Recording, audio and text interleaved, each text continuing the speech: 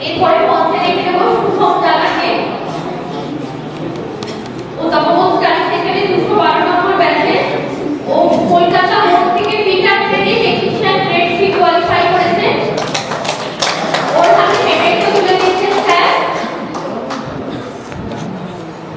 ওর জন্য একটা জোরে হাততালি হয়ে যাক।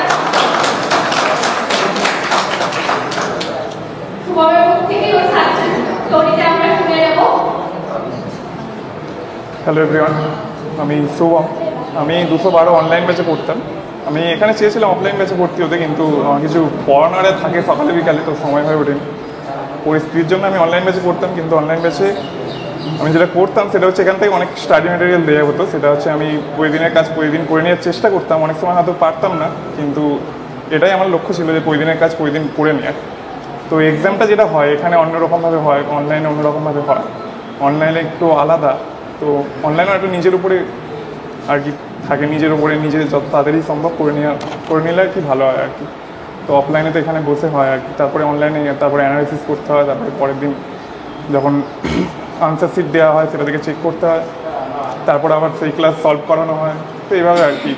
তো এর আগে আমি আরেকবার এসেছিলাম স্যারের সঙ্গে দেখা করতে, সেটা ছিল বার্কের স্কিল টেস্টের জন্য টিপস নিতে, কিন্তু দুর্ভাগ্যবশত সেটা ফেল করে যায়নি।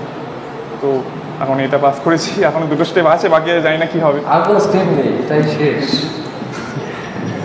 স্যার অনেকটা ভয় দূর করেছে আজকে, এর থেকে তো আরও ভয় পাচ্ছিলাম আজকে। স্টেপ নেই, তো এখনও দুটো স্টেজ আছে, যা সেটা শেয়ার করলে ভালো।